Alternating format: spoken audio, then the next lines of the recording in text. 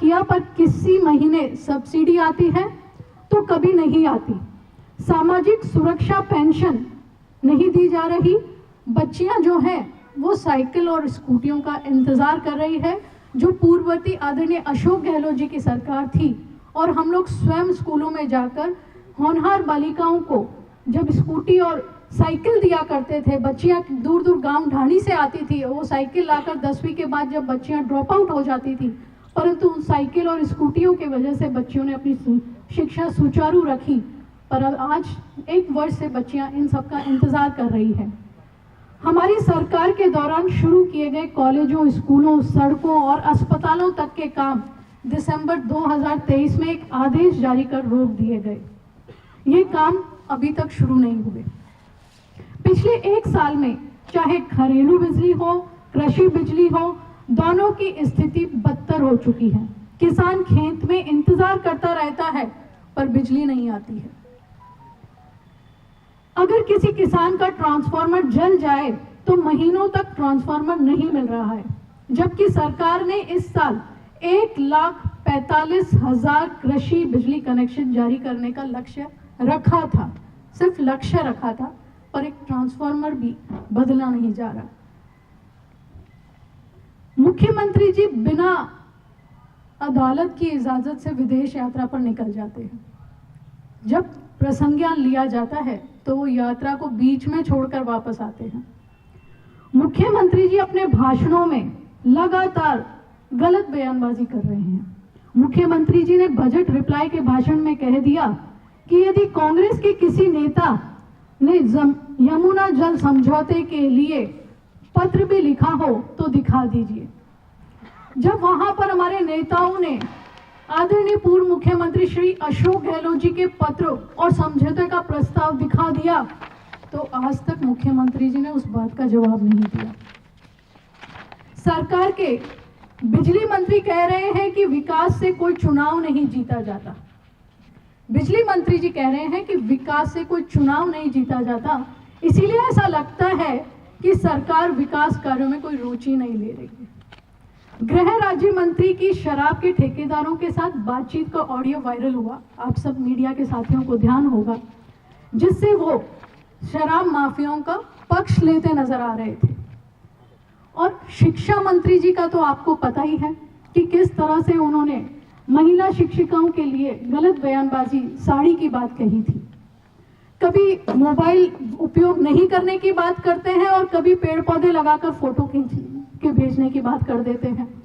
सरकार के एक मंत्री जी जिन्हें स्वयं नहीं पता कि मैं मंत्री हूं या नहीं हूं, कभी एसओजी के ऑफिस शिकायत करने पहुंच जाते हैं, कभी पुलिस वालों से हिरासत में लिए लोगों को छुड़वाने पहुंच जाते हैं।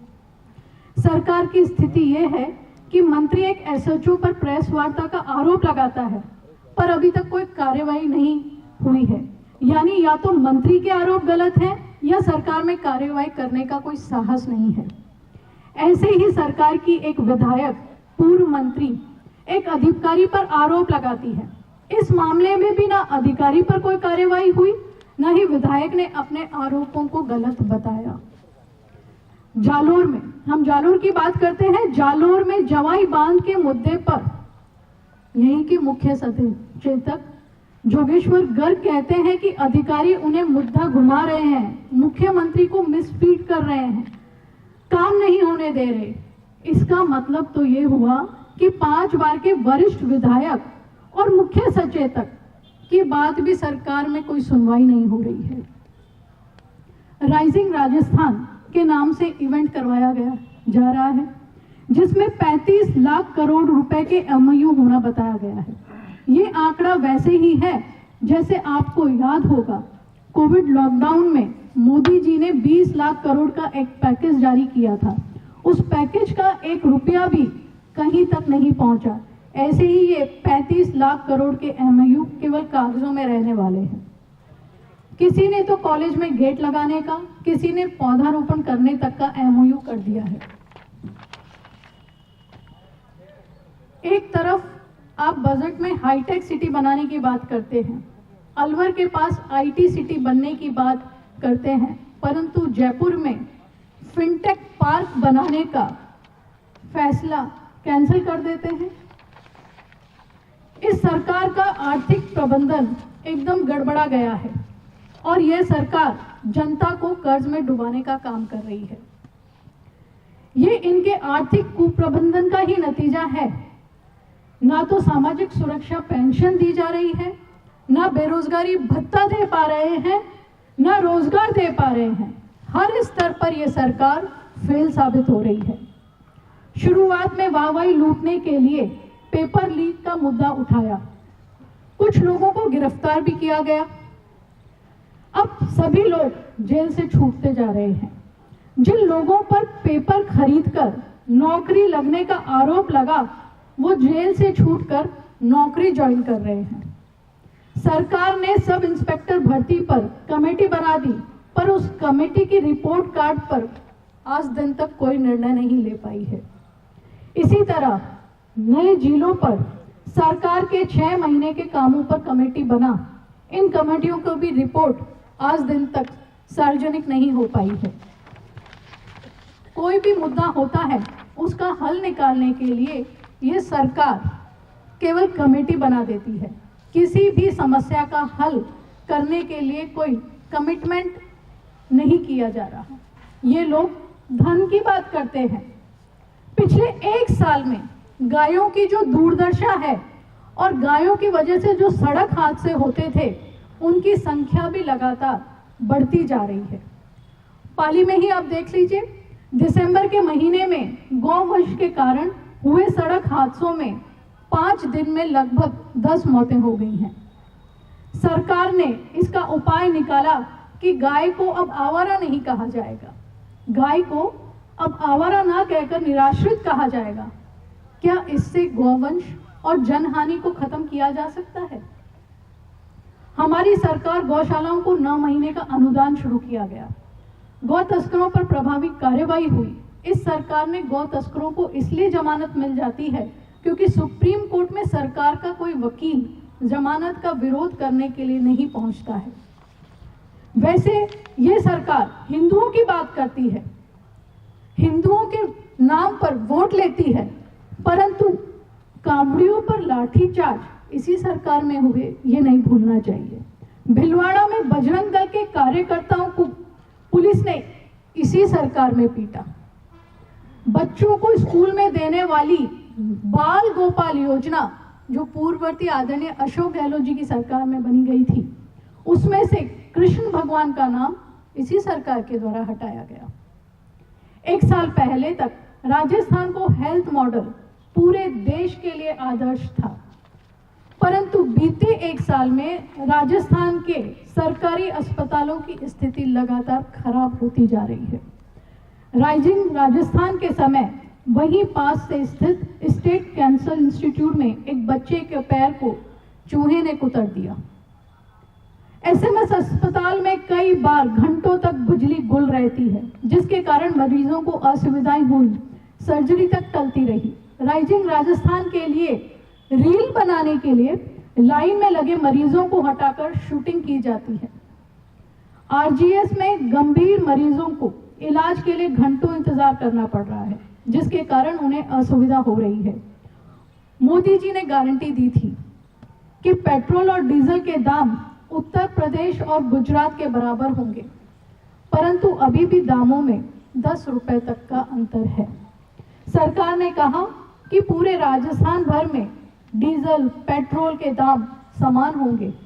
पूरा राजस्थान छोड़िए, जयपुर और सवाई माधोपुर में भी डीजल और पेट्रोल के दामों में खासा अंतर है। बजट में सरकार ने 10 संकल्पों का नाम दिया, उनके आधार पर काम आगे बढ़ाने का वादा किया, परंतु इस 10 संकल्पों की कोई चर्चा अब तक कहीं भी नहीं की गई।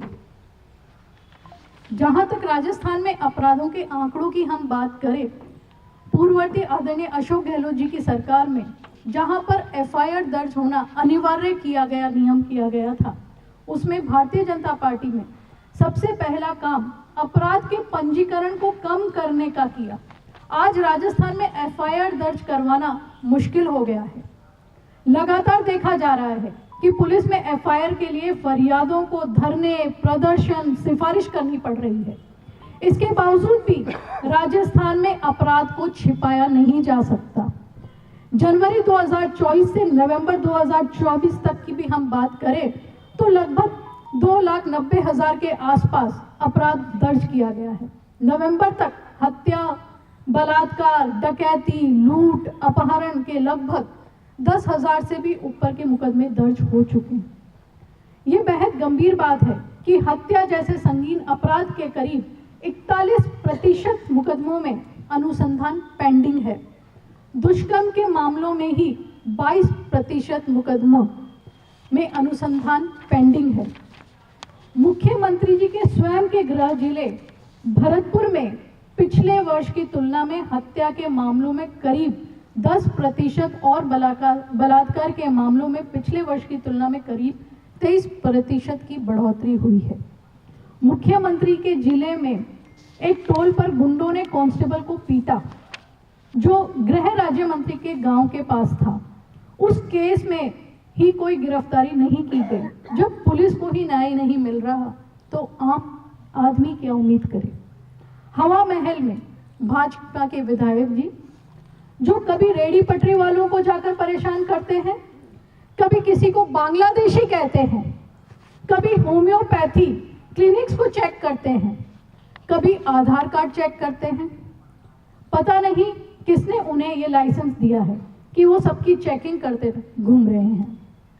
उदयपुर में देवराज हत्याकांड, जोधपुर में अनीता चौधरी मर्डर केस, करौली में डिंपल मीणा हत्याकांड, उदयपुर पूर्व राजघराने का राज तिलक, उसमें हुई हिंसा, देवली उनियारा थप्पड़ कांड, समरावता हिंसा प्रकरण, वह सब इस प्रकार के दौरान बिगड़ती कानून व्यवस्था के प्रतीक है। जहां तक हम बात करें युवाओं को बड़े बड़े सपने दिखाकर रोजगार की बात कर ये सब सत्ता में आए, जहां पर हम प्रदेश में रोजगार की बात करें तो इस सरकार ने घोषणा पत्र और बजट दावों में 4 लाख नौकरियां देने का वादा किया था। 4 लाख नौकरियां। पहले साल में 1 लाख नौकरियों का वादा किया था, परंतु अभी तक 1 लाख तो क्या, इस सरकार की निकली हुई 1000 भर्तियां भी सामने नहीं आई है। मुख्यमंत्री जी ने 43,000 लोगों को नौकरी देने की बधाई भी दी। हम सब देखना चाहते हैं कि वो 43,000 लोग कौन हैं जिन्हें नौकरी मिली है। ये आज तक सामने नहीं आ पाया। सरकार के 1 साल होने के मौके पर नौकरियों के बम्पर विज्ञापन निकाले दिए, परंतु उसमें 52,000 तो चतुर्थ श्रेणी कर्मचारी, 10,000 से अधिक संविदा कर्मचारी। क्या राजस्थान के युवा इसीलिए ग्रेजुएट और पोस्ट ग्रेजुएट हो रहे हैं? मैं कहना चाहूंगी अभी तो विज्ञापन ही निकले हैं, कब इनके फॉर्म भरेंगे, कब परीक्षा होगी, कब नौकरी मिलेगी, ये तो अभी किसी को भी नहीं पता है।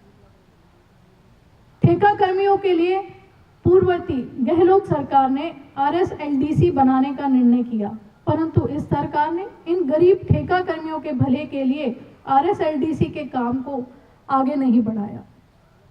कह रहे हैं कि 1 साल में पेपर लीक नहीं हुआ, तो आपने 1 साल में कितनी परीक्षाएं कराई? ये जनता जवाब मांगती है। ये प्रदेश का युवा जवाब मांगता है कि कितनी परीक्षाएं इस 1 साल के अंदर हुई। सरकार ने बीच में एक प्रयोग और करने का प्रयास किया। हमारी सरकार ने भर्ती परीक्षाओं की फीस को, पूर्ववर्ती गहलोत सरकार ने भर्ती परीक्षाओं की फीस को एक बार में करने की बात कही। एक टाइम रजिस्ट्रेशन से करवाने का फैसला किया, जिसमें बार बार गरीब व्यक्ति, किसान परिवार का व्यक्ति, युवा बार बार फीस ना दे, एक ही बार में एग्जाम फीस की बात कही। परंतु वर्तमान में भारतीय जनता पार्टी की सरकार ने अधीनस्थ सेवा बोर्ड के सचिव से ट्वीट करवाया कि अब हर पेपर की अलग अलग फीस लेंगे। जब युवाओं ने विरोध किया तो ट्वीट डिलीट कर दिया गया। हालांकि इससे मंशा तो साफ हो गई कि आज नहीं तो कल पेपरों की फीस लेकर आम गरीब के बच्चों से पैसे लूटने का काम किया जाएगा। युवाओं के भविष्य के लिए ये आपकी गंभीरता है कि RPSC के अध्यक्ष का पद कई महीनों से खाली पड़ा है। आपने कोई नियुक्ति नहीं की, वहां एक सदस्य की पोस्ट खाली है, उस पर कोई नियुक्ति नहीं आज दिन तक की गई है। और तो और हमारी सरकार ने पुलिस में महिलाओं की भागीदारी बढ़ाने के लिए 1000 महिला एएसआई की भर्ती कर कैडर बनाने की घोषणा की थी, क्योंकि इन्वेस्टिगेशन के लिए एआईसीसी सबसे ज़रूरी है। परंतु महिला आरक्षण बढ़ाने का दावा करने वाली इस सरकार ने इस भर्ती को भी रद्द कर दिया। स्कूल कॉलेजों में पढ़ने वाले एससी, एसटी, ओबीसी के बच्चों की स्कॉलरशिप रोक दी गई। और हाल ही में सदन में जिस तरह से भारत सरकार के गृह मंत्री ने हमारे संविधान के निर्माता आदरणीय भीमराव अंबेडकर जी के लिए टिप्पणी की और एक बार नहीं, 2 बार नहीं, अंबेडकर अंबेडकर अंबेडकर कह के संबोधन किया और कहा कि अब ये फैशन हो गया है।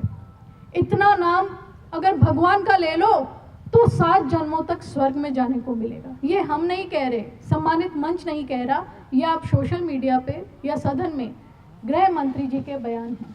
तो आज सम्मानित मंच यहाँ विराजमान है, समस्त जनप्रतिनिधि विराजमान हैं, इसका विरोध करते हैं और गृह मंत्री जी को इस्तीफा देना और माफ़ी मांगने के लिए हम पुरजोर तरीके से बात रखते हैं। धन्यवाद।